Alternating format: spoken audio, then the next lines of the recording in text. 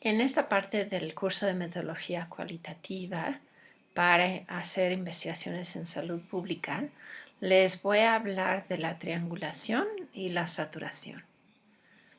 Soy Betania. Primero les voy a hablar de la triangulación. Bueno, ¿qué es la triangulación en métodos cualitativos? Implica usar varios métodos a la vez. Se usa porque aumenta la validez de los estudios cualitativos, contribuye a una comprensión multidimensional de temas complejos, permite explorar la convergencia y disonancia de los hallazgos cualitativos. Ahorita vamos a ver en qué consiste eso. El supuesto es que la validez de los estudios cualitativos es mayor si diferentes métodos producen hallazgos convergentes sobre un mismo tema. Entonces, hay dos tipos básicos de triangulación que son los más utilizados. Existe la triangulación metodológica, o sea, usar más de un método o más de una herramienta de recolección de datos en un mismo estudio, y la triangulación de fuentes de datos. Esto es consultar a diversos tipos de participantes, diversas perspectivas. Entonces, puede ser, en algún caso, el mismo participante, el mismo individuo o el mismo tipo de participante en diferentes momentos, aunque en realidad es la triangulación de fuentes de datos menos común, pero hay que tomarla en cuenta. Entonces, antes y después de recibir, por ejemplo, los resultados de una prueba, puede ser la misma mujer antes y después de recibir los resultados de una prueba de BPH, o pueden ser algunas mujeres con ciertas características antes de recibir los resultados, quizás cuando se le recolecta la muestra, y otros individuos, pero que son mujeres con las mismas características, después de recibir los resultados. No sé si estoy siendo clara. Entonces, podría ser, tales 12 mujeres se hacen una prueba de BPH. Entrevistamos a esas 12 mujeres, o a lo mejor nomás a 6. Vamos a ver cuál es el tamaño de muestra, dependiendo. Puede ser que busquemos a las mismas 6 mujeres o 12 mujeres después de que ya les dieron sus resultados. Sin embargo, puede ser que no pudimos contactar a los mismos individuos, no importa. Vamos con mujeres que tienen las mismas características, que viven en el mismo lugar, que son indígenas o no son indígenas, que tienen más o menos el mismo nivel socioeconómico y sobre todo yo creo que están recibiendo la atención en el mismo lugar. No vamos a ir a entrevistarlas antes de recibir el resultado de la prueba de BPH en Secretaría de Salud y después en el Seguro Social. ¿No? Van a variar mucho las características. Bueno, entonces, esa es una manera de triangular la fuente de datos. Sin embargo, las maneras más comunes de triangular las fuentes de datos son entrevistar a o hacer grupos focales con prestadores de atención y usuarios, ¿no? Por ejemplo, ese podría ser una manera muy, muy común de triangular. Pero también es muy válido, por ejemplo, entrevistar a pacientes diabéticos en diferentes momentos de su trayectoria en cuanto a la vivencia con la enfermedad y la atención médica. Entonces, son diferentes individuos, pero voy a entrevistar a algunos o hacer grupos focales con algunos que están apenas recibieron su diagnóstico, otros que llevan 1 año, otros que llevan 3 años, otros que llevan 5 años, ¿no? O a lo mejor voy a triangular de otro modo, pero voy a consultar a diversos tipos de participantes para tener diversas perspectivas. ¿Para qué hacemos esto de la triangulación? ¿Cuáles son las metas que tenemos? Bueno, una meta es proporcionar mayor detalle. Como ya hemos visto, tener hallazgos muy detallados es lo que estamos buscando. Estamos buscando datos cualitativos que son ricos, profundos. ¿Qué significa rico y profundo? Pues básicamente detallado. Muchos ejemplos, muchas descripciones diferentes de experiencias, de maneras de pensar, etc. Entonces, la triangulación muchas veces nos puede proporcionar ese detalle que estamos buscando, ¿no? Esos hallazgos detallados. Por otra parte, nos permite explorar convergencia, complementariedad y también disonancia. Entonces, ¿qué es esto? Cuando los datos cualitativos convergen, son complementarios, hay convergencia y complementariedad en los datos cualitativos. Esto significa que diferentes personas en nuestra muestra cualitativa y que tienen diferentes perspectivas, por ejemplo, prestadores y usuarios o usuarias, dicen lo mismo o dicen algo muy similar. Claro que de maneras diferentes, pero el dato en sí, el ejemplo en sí, lo que en sí nos platican es similar, es muy similar, confirma, converge.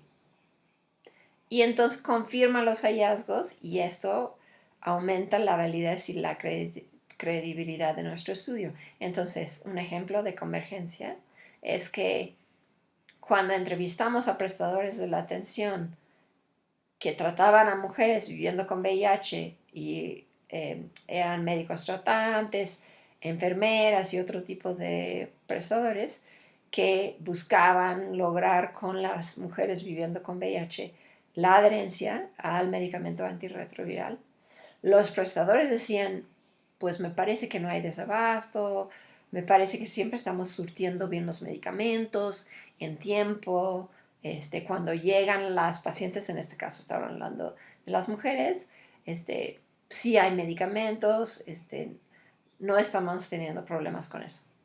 Bueno, muy bien. A la vez, las mismas mujeres viviendo con VIH decían lo mismo. Convergía, era complementario el dato. Ellas decían, pues fíjese que sí, que cuando yo llego a surtir mi receta, siempre está la medicina. Sí, no he tenido problemas, no me han dejado de surtir, siempre cuando vengo sí hay, no ha habido problemas en ese aspecto del desabasto. Bueno, esto nos confirma, porque una cosa es que los prestadores nos digan, quizás de buena fe o porque es algo que desean que fuera cierto, no sé. Pues sí, sí, no hay desabasto, claro que hay medicamentos, pero las mujeres que usan los medicamentos dicen, pues fíjese que sí faltan de repente o bastante. Pues ahí hay una disonancia y pues voy a cuestionar un poco más y voy a explorar qué significa eso. Pero si hay una convergencia y una complementariedad, entonces tengo más confianza en ese dato. No hay desabasto, las usuarias lo dicen, los prestadores lo dicen. Bueno, la disonancia es al revés, ¿no? Si diferentes fuentes de datos, ya sea diferentes maneras de recolectar el dato, ¿no? Diferentes herramientas o diferentes personas que me comentan sobre lo que estoy estudiando, diferentes fuentes de datos sobre el mismo tema son diferentes, hay contradicciones, hay divergencias, ¿no? Entonces, pues hay que explorarlo. ¿Qué significa esto? Mis supuestos teóricos o temáticos no están funcionando, ¿no? Por ejemplo, estoy asumiendo que si me dicen los prestadores que no hay desabasto, entonces no hay desabasto. Sin embargo, las usuarias me dicen que no hay, que sí hay, perdón, desabasto. Entonces, ¿qué significa? ¿Qué pasa aquí? No puede ser que los prestadores tengan muchas ganas de que no haya desabasto, pero de hecho sí hay, o no quieren ver el desabasto, porque pues claro que todos quisiéramos que hubiera todo el medicamento que necesita mi paciente. Pero si no hay, es que los prestadores no lo quieren reconocer, es que no están al tanto. Como que dicen, ay, sí, seguro hay, sí, pero han bajado a surtir su propia receta, ¿no, verdad? No, las que surten la receta, en este caso, en este ejemplo, son las mujeres viviendo con VIH. Entonces, ahí hay una disonancia, ahí hay una divergencia y una contradicción, y hay que ver, pues, qué es cierto. Ahora, también, si no es un caso tan claro, puede ser que me proporcione una comprensión más detallada y compleja del fenómeno que estoy estudiando. Si no es tan blanco y negro como con el desabasto, entonces pudiera ser que esto de triangular me está dando varias perspectivas y diferentes personas lo ven de diferente manera. Entonces,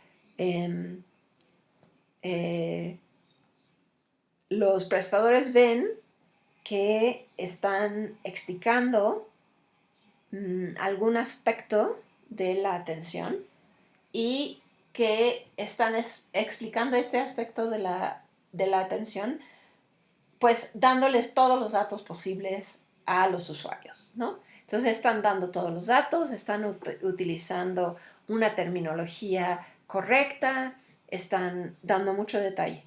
Sin embargo, del lado de los usuarios o las usuarias, dicen, híjole, pues sí me habla mucho, pero usa términos que ni entiendo. Luego hasta medio me distraigo porque está hable y hable. Pues sí, pero no me lo pone como en una perspectiva que le puedo entender. Sí le entiendo un poco, pero luego como que no embona con mi realidad, pues, o sea, luego me platica y me dice que si hago tal cosa, pero no me alcanza el dinero para hacer tal cosa que me está proponiendo, ¿no? Por ejemplo. Entonces, ahí no hay una contradicción en el mismo sentido, ¿verdad? Puede ser que los dos están diciendo la verdad y el que haya esta disonancia, esta divergencia, estas hasta cierto punto contradicciones, me proporciona una comprensión más detallada y compleja del fenómeno que estoy estudiando. Entonces, me permite entender que los médicos, las enfermeras, están haciendo su mayor esfuerzo para explicar el tratamiento o algún aspecto de la atención, pero no lo están logrando. Y los usuarios y las usuarias están diciendo, pues sí, yo como que veo que tiene ganas de explicarme, pero o no lo entiendo o no es lo que yo necesito saber. Me está explicando cosas que sí, ya entendí, pero esto otro como que no me lo explica. O no embona con mi realidad, por ejemplo, socioeconómica, ¿no? O cultural. Entonces, esta disonancia, si la analizo, si uso la triangulación y recolecto suficientes datos diferentes para poder analizar esta disonancia, me da una comprensión más detallada del fenómeno. Entonces, bueno, ¿cómo aprovechamos la triangulación? Muchas veces los estudios cualitativos dicen, sí, triangulamos, claro, hicimos grupos focales y entrevistas. Hicimos observación y entrevistas. O entrevistamos a prestadores y usuarios. Entrevistamos a usuarios o usuarias en diferentes momentos de la atención. Okay. Y luego, ¿cómo aprovechaste esa triangulación? Silencio. No hay nada en el artículo. No explican. Y a veces no explican porque sí triangularon, pero a la hora de analizar los datos, ¿no? Y aprovechar la triangulación, lo dejaron como un poco a libre albedrío y no, eso no es sistemático, así no se hace.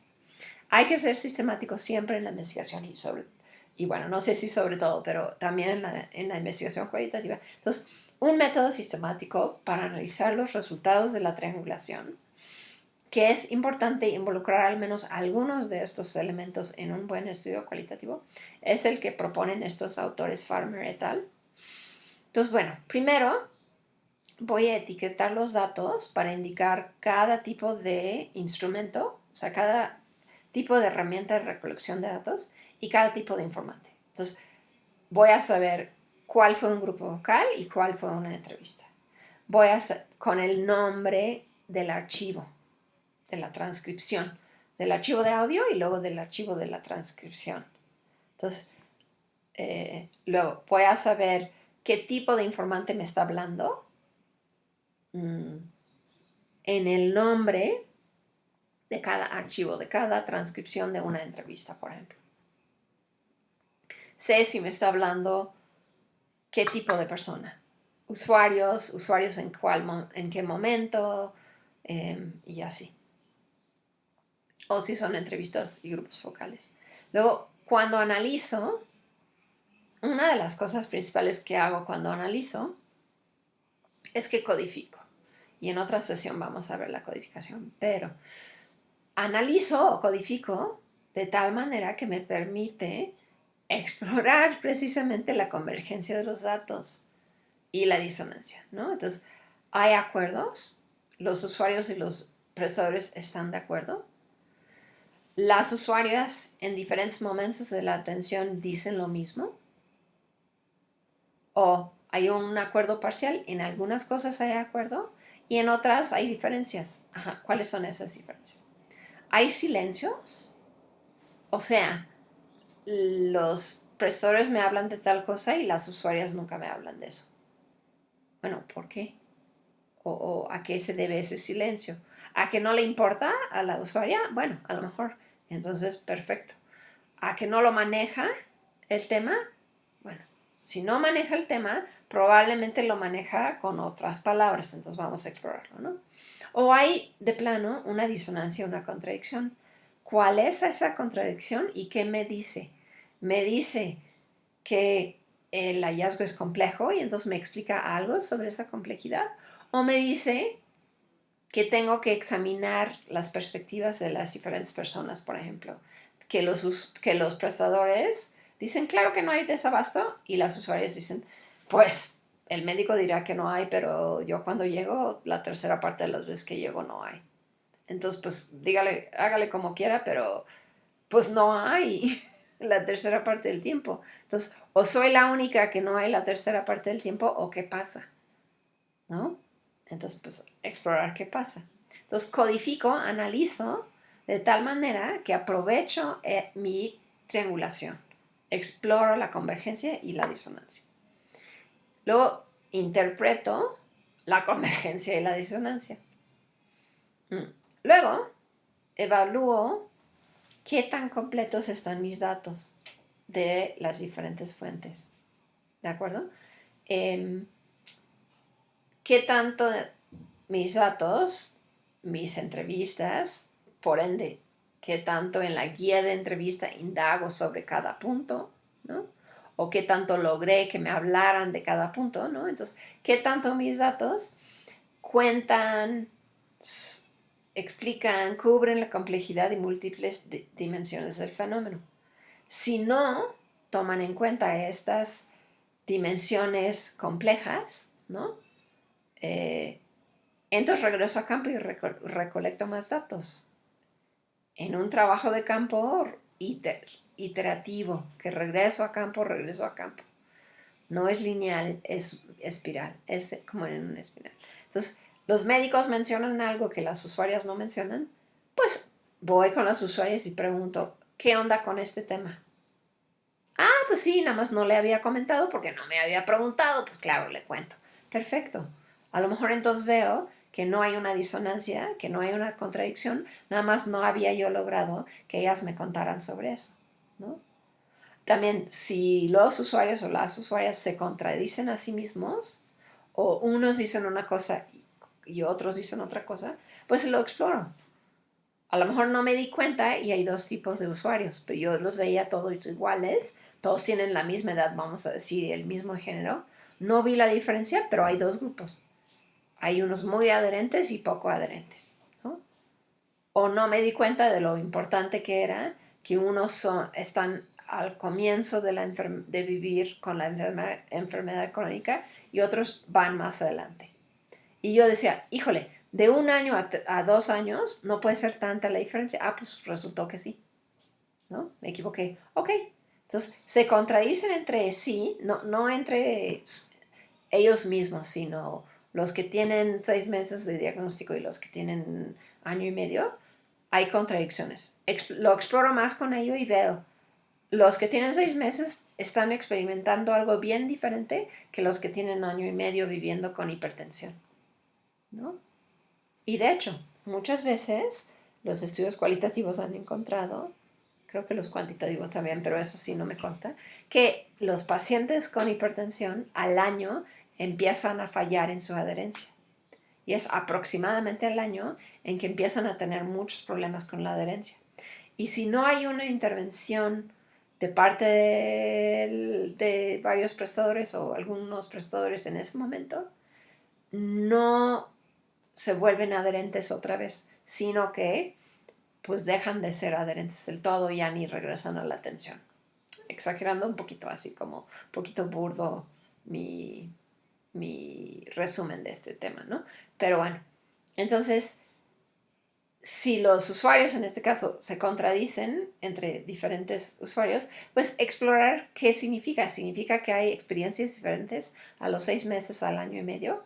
¿O estaban poco detallados mis datos y necesito más detalles para entender otra cosa, ¿no?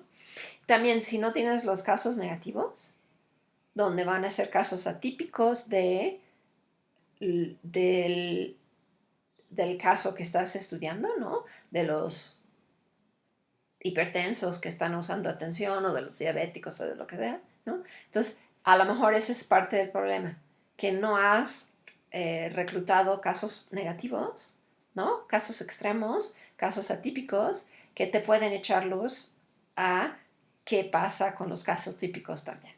Entonces, pues regresa a campo, es el punto 5, y recolecta datos de casos negativos. Bueno, luego otra vez vamos a comparar y vamos a explorar disonancia y convergencia y complejidad, qué tan completos están los datos. Posiblemente voy a regresar a campo otra vez si puedo o si necesito. Y otra manera de explorar también la disonancia y la convergencia es la retroalimentación, ¿no? Por ejemplo, con investigadores externos al grupo de investigación, con colegas que a lo mejor no trabajan el tema, pero te pueden hacer comentarios y preguntas también como, oye, ¿y eso qué? O sea, no trabajo tu tema, pero ¿por qué están diciendo eso? Y lo tratas de explicar y te das cuenta que no sabes por qué, y entonces pues eso te ayuda, ¿no? O los usuarios de los datos, que pueden ser de varios tipos. Evidentemente, la retroalimentación con las y los participantes puede ser muy bueno para entender las convergencias y sobre todo, yo creo, las disonancias. Bueno, pasemos a la saturación. En la teoría fundamentada y mucha investigación cualitativa, en realidad no sé de dónde surge el término de saturación, pero lo usan mucho en la teoría fundamentada y en muchísima investigación cualitativa que no plantea ser teoría fundamentada, hablan de la saturación. Y muchos autores plantean que se trata de recolectar datos hasta que no surja información nueva, hasta llenar las lagunas conceptuales teóricas, ¿no? En mucha investigación que no es de teoría fundamentada dicen llenar las lagunas temáticas, ¿no? Entonces ya no tengo lagunas temáticas en mis datos que están contestando mi pregunta de investigación, están respondiendo a mi objetivo, ¿no? En la etnografía a veces hablan de la densidad. Sobre todo hay pues un antropólogo, muy buen etnógrafo, muy buen teórico también, Clifford Geertz, que hablaba de la densidad de, de los datos muy densos, ¿no? Entonces, se trata de datos detallados que permiten entender las cosas, lo que estás estudiando, el fenómeno que estás estudiando, en su contexto, o dentro del sentido común del grupo estudiado, ¿no? Entonces, ¿por qué dentro del sentido común eh, de las mujeres que viven con VIH, que son muy pobres, es lógico no ir a la cita médica? Pues puede ser lógico porque no tienen dinero para el transporte, o que ese dinero que sí podrían gastarlo en el transporte, prefieren gastarlo en comprar comida para sus hijos, ¿no? Entonces, pues puede ser lógico dentro del sentido común de estas mujeres decir, no, yo voy a gastar el dinero en darles de comer a mis hijos y a mí también, porque bueno, si tomo mi medicina y no como, pues tampoco, ¿no? Entonces, suficientes datos para entender las cosas como dice la diapositiva, en su contexto o dentro del sentido común de quienes participan en tu estudio, ¿no? Que son tus participantes. Bueno, entonces cuando hay suficientes datos para construir una teoría comprensiva y convincente, esto es lo que plantea la teoría fundamental, o para explicar la lógica local, la manera local, que local puede ser no una comunidad, sino el grupo de mujeres viviendo con VIH o cualquier otro grupo, ¿no? Los migrantes que viven en el albergue tal, ¿no? Entonces, su lógica es cómo ellos explican las cosas y entienden las cosas dentro de su realidad, de cuánto dinero tienen o de lo que sabe que les va a pasar cuando pasan la frontera norte o diferentes cosas, ¿no? Entonces, cuando ya tienes eso, tienes saturación o tienes densidad o sea, tus datos son suficientemente densos, perdón, y termina la recolección de datos, ¿no? Entonces, hay una regla que todo el mundo dice, bueno, mucha gente dice que es, pues tú sigues recolectando datos hasta que se repitan los datos. Yo escucho eso y digo, híjole, de buenas a primeras, no sé cómo puedo saber eso. O sea, voy haciendo entrevistas, este, y ya sí, como que se me hace que esta adolescente está diciendo lo mismo de la que me dijo algo hace 3 días.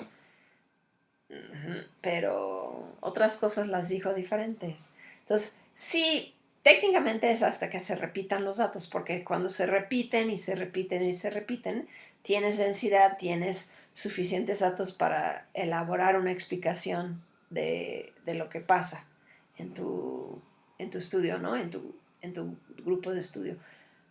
Pero ¿cómo darte cuenta de eso? Nomás preguntando hasta que se repitan los datos, pues no me parece una herramienta heurística nada útil. Entonces, bueno, no se trata de cuantificar, desafortunadamente no se puede nada más contar cuántas veces mencionan algo, porque pueden mencionar algo de manera muy dicotómica, que no te da casi nada, y otros mencionarlo con mucho más detalle, mucha más riqueza, ¿no? Entonces, sí se trata de la calidad de los datos, de la riqueza de los detalles, de la profundidad de diversos ejemplos, ¿no? Entonces, suficientes datos para construir una explicación convincente, comprensible, útil, para, yo creo que muchas veces en nuestro caso como trabajadores de la salud pública, para que prestadores de la atención, tomadores de decisiones, también usuarios y usuarias, ¿no? Puedan entender lo que sacamos de nuestro estudio, ¿no? Y les pueda servir, ¿no? Y siempre la saturación y densidad, si, es, si se repite mucho, mucho, mucho el dato, ya es súper evidente que se repite, pero no hay ningún caso negativo o caso extremo, pues explórale tantito porque necesitas tus datos, tus casos extremos, tus casos negativos, ¿no? Entonces, nunca olvidar eso, porque puede ser, a lo mejor de repente, una saturación un poco burda, ¿no? Una densidad aparente, pero no estás viendo cierta complejidad en tu fenómeno de estudio. Bueno, entonces, ¿cómo logramos la saturación? Cuando tenemos una muestra más restrictiva, la saturación va a ser más rápida. Entonces, si el tipo de participante es uno solo, no hay muchos tipos de participantes, o el tema es muy delimitado, la saturación va a ser más rápida. También, no tener muchas preguntas de investigación, no incluir muchos temas diferentes, Si incluimos muchos temas diferentes, no vamos a saturar nunca. Vamos a tener un chorro de datos bien superficiales, pero no sé cuándo vamos a lograr una explicación convincente y sobre todo útil del fenómeno, ¿no? Entonces, claro que recolectamos un montón de datos sobre diabetes, pero muy superficiales. Entonces, no estamos logrando realmente la saturación. Bueno, seleccionar una muestra, perdón, delimitada y coherente, ¿no? Que realmente sí comparten las características de interés.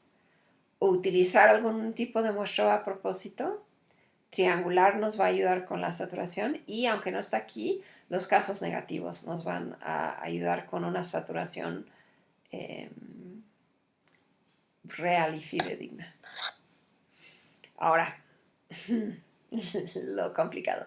Se puede alcanzar una saturación aparente, ¿no? Se repiten los temas, se repiten las categorías, pero sin lograr datos ricos, que realmente son ricos y profundos. ¿Esto cuándo pasa? Pasa si el método de recolección de datos no está produciendo información rica a profundidad, ya sea porque la guía tiene errores, porque no es la herramienta que más va a funcionar con esta población, porque el ambiente donde estoy aplicando mi herramienta de recolección de datos no permite explayarse a los participantes, ¿no? Entonces, ellos no logran darme respuestas ricas porque están muy incómodos, ya se quieren ir, no están convencidos de participar. Entonces, no he creado un ambiente de participación realmente voluntaria y realmente cómoda y donde se sienten a gusto, ¿no? Eh, hay algo en la manera de recolectar mis datos, ya sea la guía, ya sea el lugar, ya sea la herramienta, que no está produciendo información rica, ¿no? Ahora también puede pasar que en general más o menos me están funcionando mis guías y más o menos el espacio es cómodo, pero no logra la investigación ir más allá de la superficie como del deber ser, como muy simple y comentarios muy obvios, sin mayor profundidad o significados, ¿no? Entonces, puede ser porque otra herramienta sería más adecuada. O sea, estoy haciendo grupos focales, pero pues todo lo que dicen es, pues estoy aquí con mis pares que me conocen, o estoy con mis pares que no me conocen, pero pues igual como que siento una gran presión social y jamás voy a decir nada fuera de lo normal. Yo nomás voy a decir el puro deber ser. Jamás voy a decir nada sobre el condón o jamás no voy a decir que no me gusta cómo me tratan los médicos, no sé. Porque pues el grupo focal no es la herramienta que necesito, ¿no? Puede ser porque la guía no es adecuada, ¿no? Entonces, sí hablan del tema, pero no logran profundizar. Como que dicen puras cosas que bueno, como me decía una colega, bueno, cuando tu mamá te dice, oye, ¿y ese hallazgo de verdad tuviste que hacer una investigación? ¿No era obvio de antemano? No entiendo, mi amor. Bueno, es decir, encontraste algo que es tan obvio que pues para qué hiciste un estudio, ¿no? O sea, a lo mejor también puede ser que tu guía no es tan mala, pero no va más allá. No logra que den ejemplos específicos que hablen un poquito más allá como de lo puramente superficial del deber ser, ¿no? O también, como siempre, errores al aplicar la herramienta, ¿no? De estar emitiendo juicios de valor, quizás sin darse cuenta, ¿no? Estar comunicando prejuicios, eh, o alguna otra cosa, ¿no? De el horario en que se está aplicando la entrevista, algo. Y pues esto está llevando a que la información no es del todo mala, pero es muy superficial, ¿no? Entonces, nunca se va a lograr la saturación así tampoco. Bueno, entonces, ¿cómo puedo saber si más o menos voy logrando la saturación? Bueno, si voy codificando, si voy analizando, o sea, recolecto datos, analizo, recolecto más datos, analizo más, recolecto más datos, analizo más, puedo ver, y vamos a ver esto con detalle qué pudiera significar cuando hablamos de análisis, pero registrar cuando nos surjan nuevos códigos, ni se modifican las definiciones de los códigos. O sea, mis categorías de análisis ya son las que son y ya tengo bastante información en cada categoría y ya no me van surgiendo nuevas categorías que digo, ay, este adolescente está hablando de un tema nuevo que no cabe en ninguna de mis categorías. Cuando ya no digo eso, pues a lo mejor logré la saturación. Bueno, también es un poquito cuantitativo, pero no del todo, registrar cuando hay suficientes datos en cada código o sobre todo creo que sirve si lo pensamos como cada categoría de análisis, ¿no? Entonces, cada concepto que estoy trabajando, cada categoría, tiene suficientes datos. ¿Qué son suficientes? Pues no hay un número. Pero al parecer hay bastantes como para ir entendiendo esa categoría. Entonces, creo que tengo suficientes. Entonces, pues, creo que tengo algo de saturación. Como digo, no se puede cuantificar. Es explicar de manera convincente, comprensible, útil cada categoría y el fenómeno en general. Entonces, ¿cómo puedo registrar la saturación? Bueno, después de cada entrevista, después de cada grupo focal, después de cada sesión de observación, quien está haciendo el trabajo de campo debe de tomar apuntes sobre cuáles temas se tocaron. No son cuáles temas están en la guía, no, son de cuáles temas realmente hablaron o cuáles temas se dieron en la observación, ¿no? Entonces, si en el grupo focal hablaron de tales y tales cosas, quizás no contestaron bien la pregunta tal, pero la 3 y la 4 sí, y la 1 y la 2 no, pues bueno, se ponen esos temas, ¿no? Entonces, justo después sí hay como claro que nos acordamos más o menos de qué temas vieron. Luego, cada día, o al menos 1 o 2 veces por semana, hacer sesiones de discusión con el equipo de campo, donde se hace una lluvia de ideas sobre cuáles temas están surgiendo en el trabajo de campo. Yo encuentro que es mucho mejor hacer esto cada día. Y no necesariamente tiene que quitar mucho tiempo. Entonces, si la investigadora o el investigador está en campo, entonces justo al terminar campo, o lo más pronto posible, inclusive en el transporte público de regreso de la sesión de campo, o después de la sesión de entrevistas o grupo focal, quedarse media hora y hacer una mini lluvia de ideas. Y además de que cada quien va a tomar sus apuntes, por ejemplo, yo lo hago. Todo el mundo vamos a tomar apuntes, 5 o 10 minutos de qué temas vimos, cada quien. Y luego vamos a comentarlo. Yo creo que se tocaron tales y tales temas. No, porque no. Sí, porque sí. Bueno, ya. Y tomamos apuntes durante la lluvia de ideas. No quita mucho tiempo, de repente ni es media hora, son 20 minutos. Más 5 minutos de apuntes individuales y ya tienes un buen registro de cuál fue la saturación de ese día.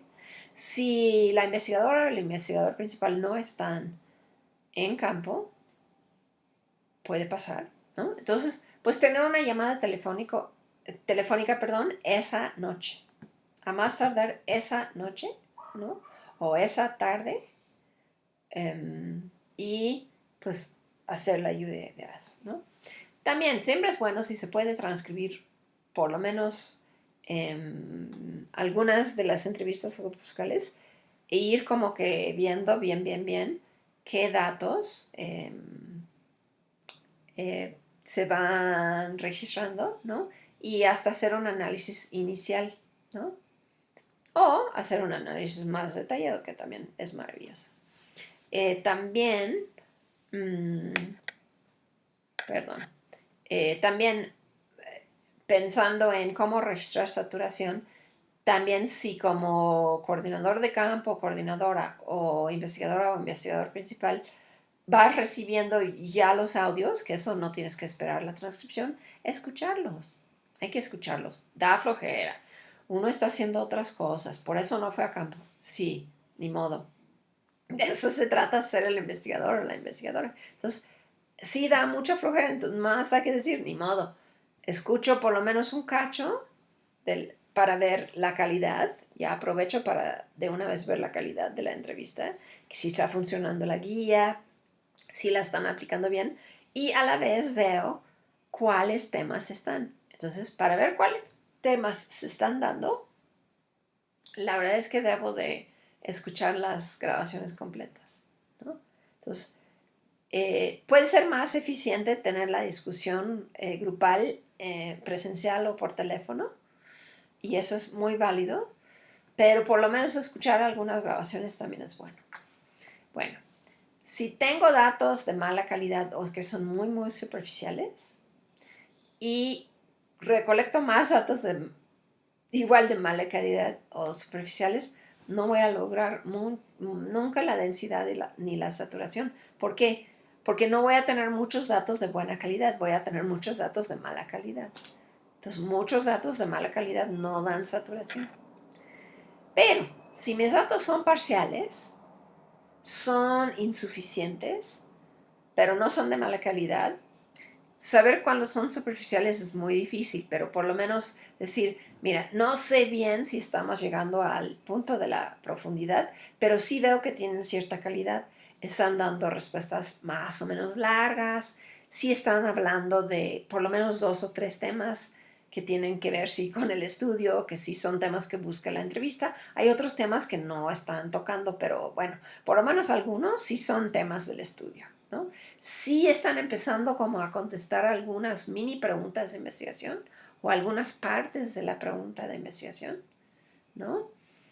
Entonces son parciales, no son suficientes, pero en general van bien, como que no son dicotómicos, sí dan detalles, sí dan ejemplos. Y luego añado, o sea, consigo, recolecto más datos parciales o más datos insuficientes, ¿no? Se van completando, se van llenando en las lagunas, entonces sí voy a lograr la saturación, ¿no? Sí voy a tener datos densos porque ahí voy a tener no un montón de datos medio malos, sino un montón de datos insuficientes, pero buenos, ¿no? Y al ser más, pues ya se van a hacer suficientes, ¿no? De parciales se van a volver muchos, se van a volver detallados y se va a lograr la densidad o la saturación.